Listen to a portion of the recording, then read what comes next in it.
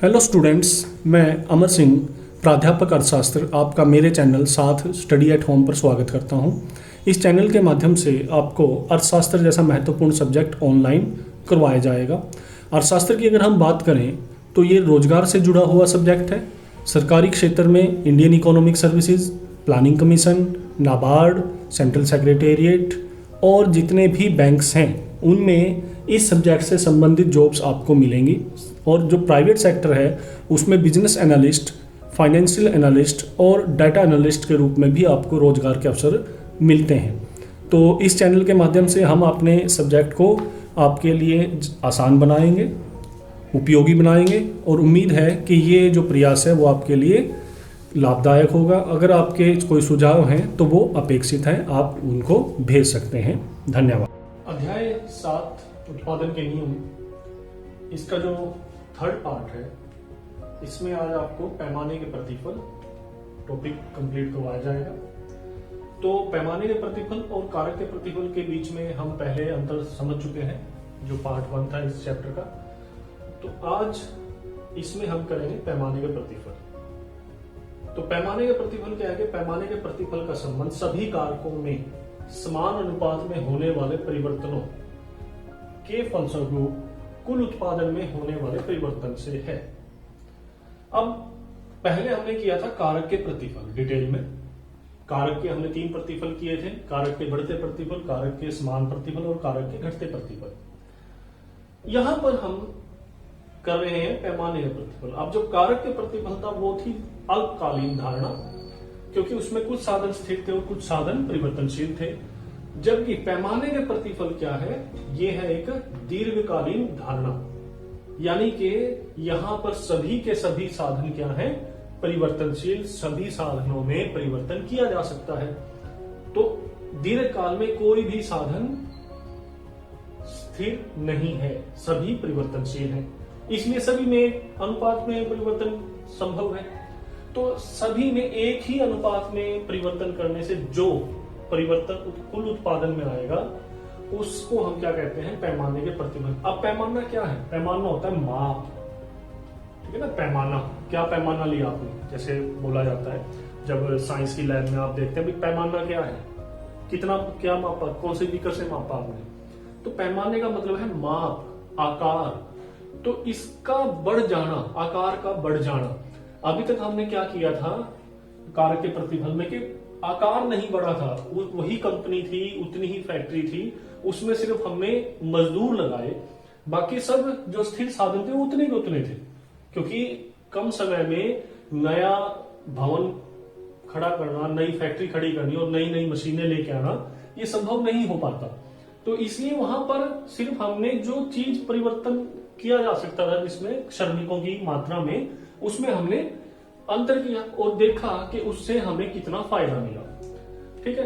अब हम यहां पर क्या कर रहे हैं, सभी साधनों में जब एक अनुपात में परिवर्तन किया जाएगा, उनको बढ़ाया जाएगा, तो उससे हमें क्या फायदा मिलने वाला है। तो उससे क्या होगा, जब हम अपना भवन बढ़ा देंगे, फैक्ट्री दूसरी फैक्ट्री लगा देंगे, उसी में ऐड कर देंगे या नई मशीनें ले आएंगे, नई तकनीक ले आएंगे, तो उससे हमारा जो आकार है कारखाने का, फैक्ट्री का, कंपनी का, वो हमारा बढ़ जाएगा। तो उसी आकार के बढ़ने से हमें क्या क्या फायदे हो सकते हैं, तो ये भी, इसके भी 3 पक्ष हैं, पैमाने के बढ़ते प्रतिफल, पैमाने के समान प्रतिफल और पैमाने के घटते प्रतिफल। अब पैमाने के बढ़ते प्रतिफल क्या है भाई, यह उत्पादन की उस स्थिति को प्रकट करता है जिसमें यदि सभी कारकों को एक निश्चित अनुपात में बढ़ाया जाए तो उत्पादन में उससे अधिक अनुपात में वृद्धि होगी। जितने प्रतिशत हमने क्या जो सभी कारक है उनको बढ़ाया, अब उससे ज्यादा अनुपात में किसमें होगी, उसमें उत्पादन में उससे ज्यादा वृद्धि होती है। तो उस स्थिति को हम कहते हैं पैमाने के प्रतिफल। सीधा यहां पर देखते हैं डायग्राम में OX अक्ष पर percentage increase in all factor inputs, यानी कि प्रतिशत परिवर्तन किसमें, सभी फैक्टर्स में, सभी साधनों में, कारक, ठीक है ना। यानी कि उत्पादन के जो भी साधन है, कारक नहीं, उत्पादन के जो भी साधन हैं उन सभी साधनों में जो परसेंट इंक्रीज किया वो हमने यहां पे दिखाया। OY पर क्या है, परसेंटेज इंक्रीज इन आउटपुट, कि उसके कारण इसके कारण इसमें उत्पादन में कितनी वृद्धि हुई, वो हम यहां पर देख रहे हैं। तो यहां पे 10% था, 10% मान लो इंक्रीज किया गया 0 से 10, किसमें? सभी साधनों में, उत्पादन के सभी साधनों में। उसके कारण यहां पर कितनी वृद्धि हुई? यहां हुई 15%। उसके बाद 10 से 5% की वृद्धि और की गई, यहां पर 5% की वृद्धि और की गई। अब इसके कारण यहां पर कितनी वृद्धि हुई?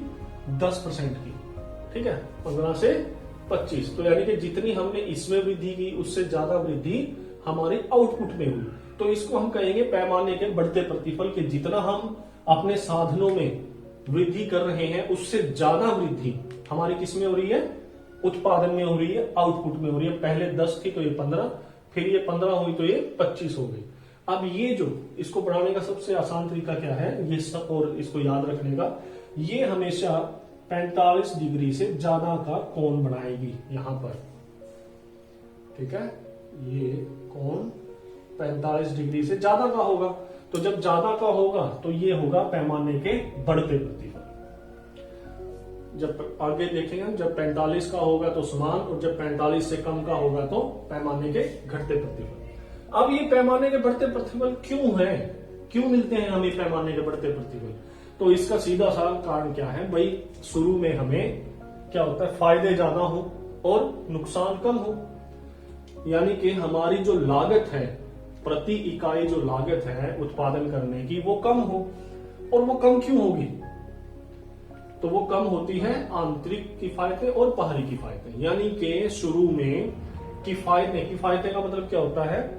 ये होती है सेविंग्स, हम इसको कह सकते हैं कि शुरू में हमें किफायतें ज्यादा मिलती है, यानी कि लाभ ज्यादा मिलता है, और जो हानियां हैं वो कम होती हैं। हानियों का मतलब है हमारी जो लागत है वो कम होती है, ठीक है।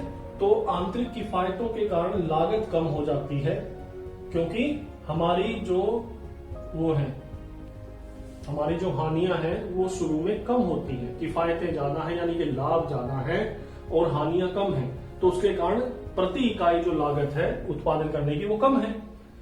तो उसके कारण हमें पैमाने के बढ़ते प्रतिफल हमें मिलते हैं शुरुआती दौर में।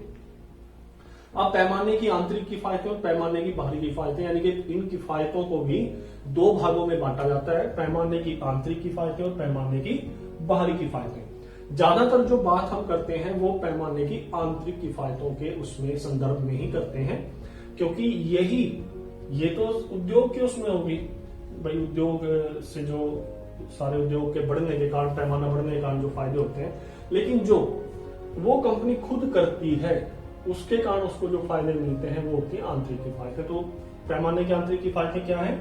कंपनी के खुद के स्टेप लेने से, ठीक है, खुद के परिवर्तन करने से जो उसको लाभ मिलते हैं वो क्या है? आंतरिक किफायतें। आंतरिक का कैसे आप समझोगे आप? आंतर यानी कि अंदर से, जो उस कंपनी के खुद के कामों से आई है वो है आंतरिक किफायतें। ये कौन सी है? तकनीकी, बढ़िया तकनीक लगा ली, श्रम संबंधी, यानी कि अब जब वो अपना पैमाना बढ़ाएगी तो एक तो तकनीक उसको अच्छी मिल गई, एक वो बढ़िया प्रबंधक लगा सकती है, बढ़िया कर्मचारी जो प्रशिक्षित कर्मचारी हैं उनको वो हायर कर सकती है, क्योंकि अब उसकी पेइंग कैपेसिटी बढ़ गई, ऐसे ही प्रबंध किया है।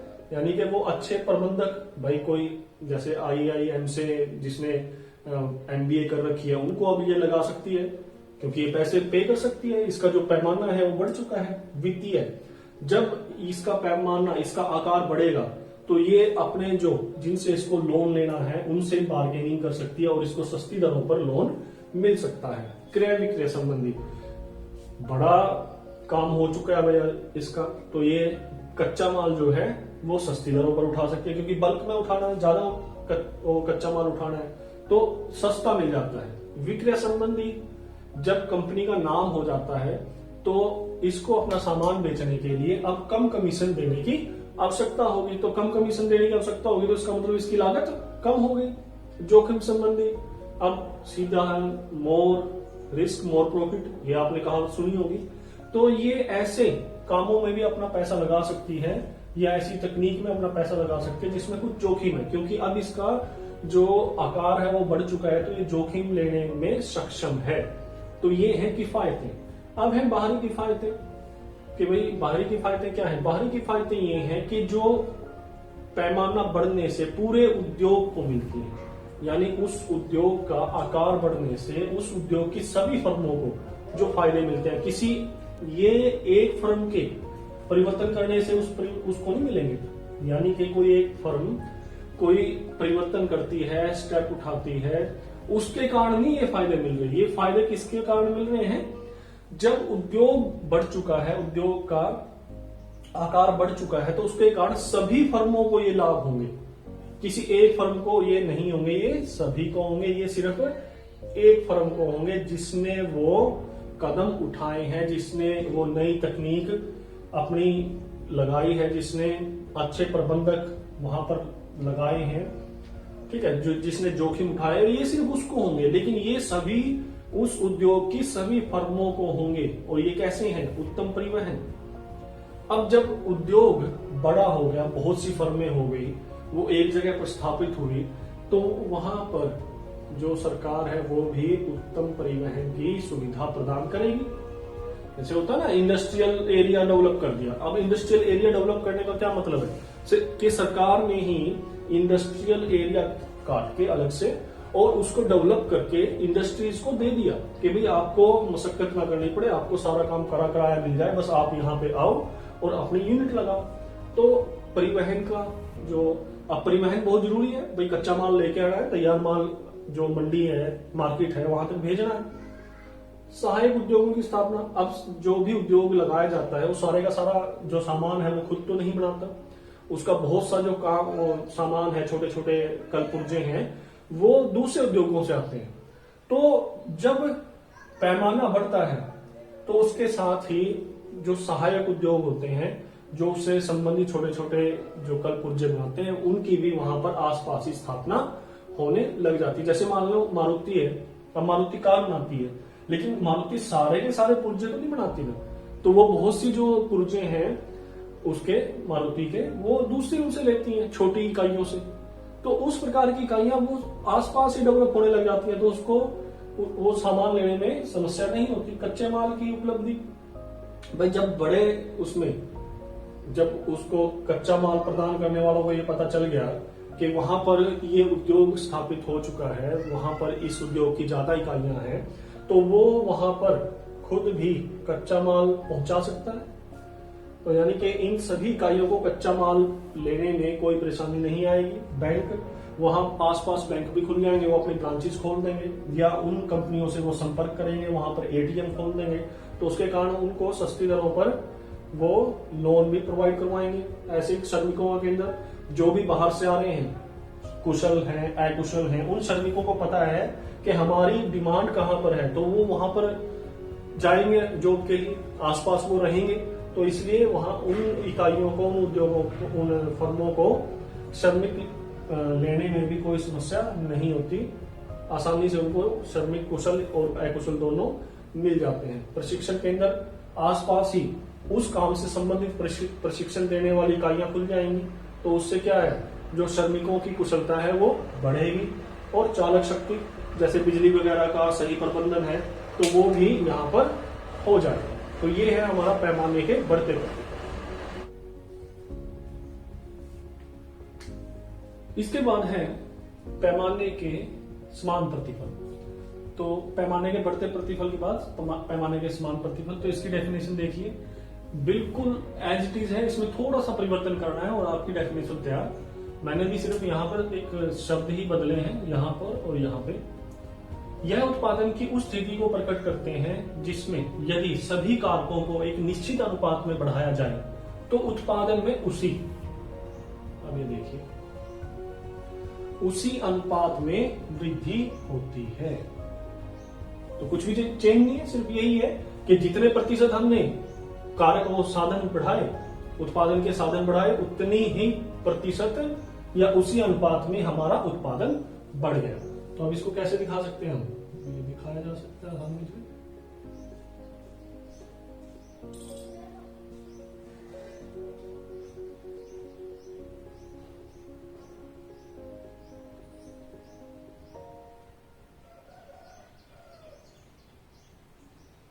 तो यहां पर डायग्राम भी वही है, percentage increase in all factors inputs के सभी साधनों में जो प्रतिशत वृद्धि की गई है, और परसेंटेज इंक्रीज इन आउटपुट के हमारे जो उत्पादन है उसमें कितना प्रतिशत वृद्धि हुई है। यहां पर देखिए 10% वृद्धि की गई, उत्पादन में भी 10% की वृद्धि हो गई। ऐसे ही 10 से ये 20 किया गया, ठीक है, और ये भी 10 से 20 हो गया। तो यानी कि उसी अनुपात में हमारा जो उत्पादन है वो बढ़ रहा है, जिस अनुपात में हमारी जो साधन है वो बढ़ाए जा रहे हैं। तो इसको हम कहेंगे पैमाने के समान प्रतिफल। और यहां पर कौन सी डिग्री का वो बनेगा, कोण बनेगा 45 डिग्री का। तो यानी कि जब भी 45 डिग्री का कोण किसी भी डायग्राम में आपको मिलेगा तो दोनों अक्षों में यानी कि एक्स अक्ष में और वाई अक्ष में एक अनुपात में ही परिवर्तन होगा, समान अनुपात में परिवर्तन होगा। अब ये ऐसा होता क्यों है पैमाने के समान प्रतिफल? हमने पैमाने की किफायतें तो की, ठीक है ना, पैमाने से मिलने वाले हमने लाभ तो किए, लेकिन ऐसा तो नहीं होता कि सिर्फ लाभ ही लाभ होते हैं, हानियां भी होती हैं। तो जो पैमाना बढ़ने से, उद्योग का आकार बढ़ने से, फर्म का आकार बढ़ने से जो हानियां होती हैं, अब वो किस प्रकार की हानियां होती हैं? जैसे कि प्रबंधकीय हानि, यानी कि उस बड़े उद्योग को या फर्म को संभालना मुश्किल हो जाता है। अब ज्यादा इंप्लॉइज बढ़ते चले जाएंगे तो उन इंप्लॉइज को संभालना क्या हो जाता है, थोड़ा मुश्किल हो जाता है। तो जो फायदे हमें मिल रहे थे शुरू में, पैमाने की किफायतें जिसको हम कह रहे थे, वो जब पैमाने की हानियां होने लगती हैं, जो पैमाने की हानियां जब होने लगती हैं, तो जो एक विकासशील फर्म होती है वो क्या करती है, कुछ तकनीक को सुधार के या अपने प्रबंधन को सुधार के वो किस चीज में सफल हो जाती है कि जो पैमाने की हानियां हैं और पैमाने की किफायतें, वो इन दोनों को बराबर रखने में सफल हो जाती है। यानी कि वो अपनी हानियों को ज्यादा नहीं बढ़ने देते। तो जब वो हानियों को नहीं ज्यादा बढ़ने देंगे और वो पैमाने की किफायतों के बराबर रहेंगी, तो उस समय हमें या उस फर्म को मिलते हैं पैमाने के समान प्रतिफल। तो इसका मतलब जहां पर पैमाने की किफायतें बराबर हैं, पैमाने की हानियां, उसको हम कहेंगे पैमाने के समान प्रतिफल। तो तीसरा हमारा है पैमाने के घटते प्रतिफल। तो डेफिनेशन आसान है, ठीक है, वही कोई ज्यादा चेंज नहीं है। यह उत्पादन की उस स्थिति को प्रकट करते हैं जिसमें यदि सभी कारकों में एक निश्चित अनुपात में बढ़ाया जाए सभी कारकों को, तो उत्पादन में उससे, अब यहीं पे चेंज किया, उससे कम अनुपात में वृद्धि होगी। तो यानी कि कुल मिला के हमने क्या किया, यहाँ उसमें अधिक अनुपात में वृद्धि होती है तो पैमाने के बढ़ते प्रतिफल, उसी अनुपात में वृद्धि होती है तो पैमाने के समान प्रतिफल, और उससे कम अनुपात में वृद्धि होती है तो पैमाने के घटते प्रतिफल। अब इसका जो डायग्राम है वही percentage increase in all factor inputs के उत्पादन के सभी साधनों में जो प्रतिशत परिवर्तन है, और परसेंटेज इंक्रीज इन आउटपुट के उत्पादन के सभी के जो हमारा उत्पादन है उसमें कितने प्रतिशत जो वृद्धि हुई है उसको हमने वाई एक्स पे दिखाया है। तो शुरू में हमने 0 से 15% यानी कि जो सभी फैक्टर्स हैं वो 15% बढ़ा दिए। उसके कारण यहां पर कितने उत्पादन में वृद्धि हुई, सिर्फ 10%। उसके बाद दोबारा फिर 15 से 25 हमने अपने फैक्टर्स को बढ़ाया, उत्पादन के सभी साधनों को बढ़ाया, तो उसके कारण यहां पर वृद्धि कितनी हुई, 10 से 20 या 25 की बजाय आप यहां पर लीजिए 30, 25 और 30, ठीक है। तो यहां पर यानी कि 0 से 30% किया तो इसमें कितनी वृद्धि हुई, सिर्फ 10 से 20%, यानी कि यहां पर 10% है, यहां पर भी 10% थी शुरू में, और यहां पर कितनी थी 15%। हमने फैक्टर्स में परिवर्तन किया था और यहां पर भी हमने 15% फैक्टर्स में परिवर्तन किया, यानी कि 30 पे हम गए, 30% तक वृद्धि की हमने, तो सिर्फ कितने परसेंट यहां पर परिवर्तन आया, वृद्धि हुई उत्पादन में 10%, ठीक है।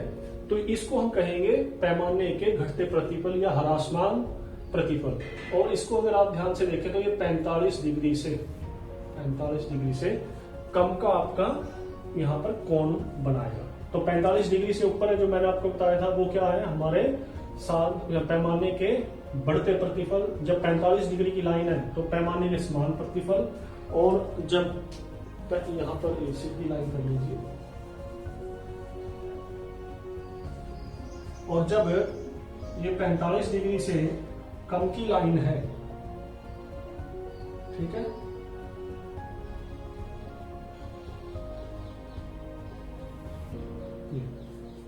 तो 15 और 30, 10 और 20, तो यानी कि यहां पर 15% की वृद्धि हो रही है, और यहां पर सिर्फ कितने परसेंट की वृद्धि है, 10% की वृद्धि।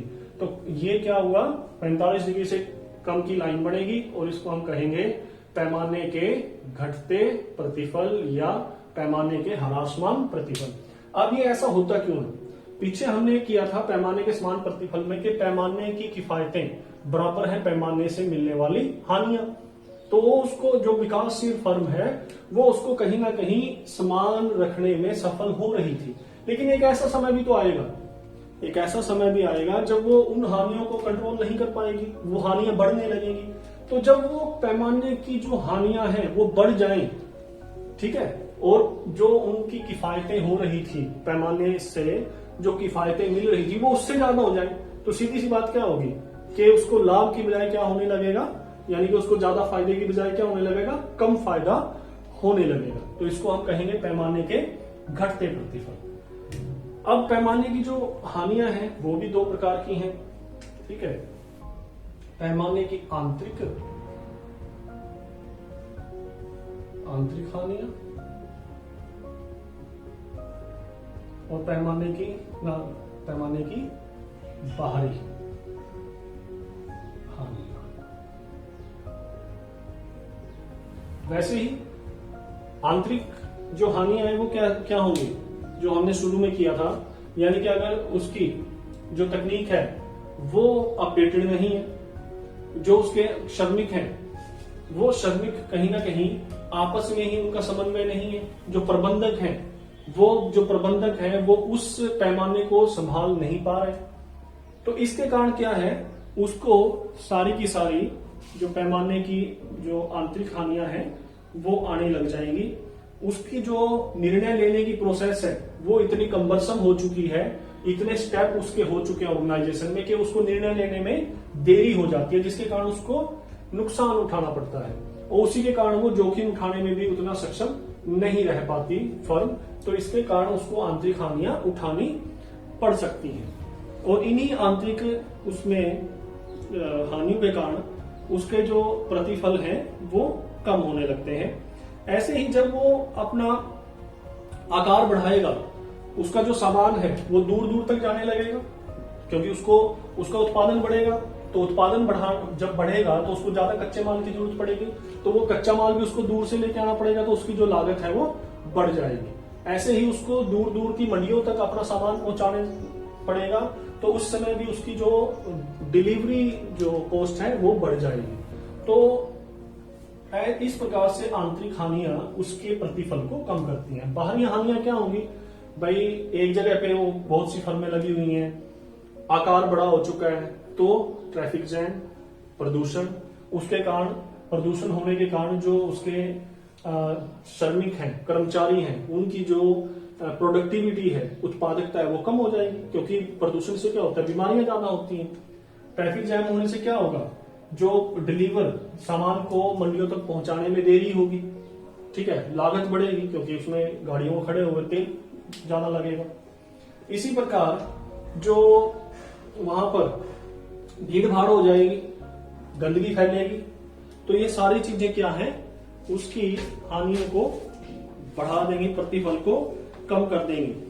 और ऐसे ही कच्चा माल मिलना थोड़ा मुश्किल हो जाएगा, क्योंकि सभी फर्में ज्यादा सामान बढ़ा रही है, तो अब कच्चा माल तो लिमिटेड ही है, उसको तो नहीं एकदम से बढ़ाया जा सकता, तो वो भी उसको सभी फर्मों को उठानी पड़ेगी, कच्चे माल से संबंधित समस्या भी। तो इस प्रकार से ये जो बाहरी के पूरा उद्योग बढ़ने के कारण जो उसको नुकसान हो रहे हैं उसके कारण उसके जो फायदे हैं वो कम होंगे, प्रतिफल कम होने लगेंगे। तो ये हमारा ये टॉपिक कंप्लीट है 7th चैप्टर। इससे संबंधित जो पीडीएफ है आपको वीडियो के डिस्क्रिप्शन लिंक में मिल जाएगी। धन्यवाद। स्टूडेंट्स, इससे रिलेटेड जो पीडीएफ है वो आप इस वीडियो के नीचे डिस्क्रिप्शन में जाकर वहाँ जो एक लिंक दिया गया है उससे डाउनलोड कर सकते हैं।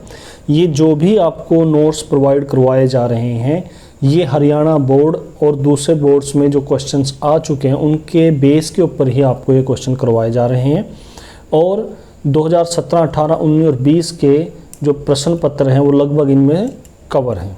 तो आप इसको पीडीएफ से अपनी कॉपी में उतार सकते हैं। धन्यवाद।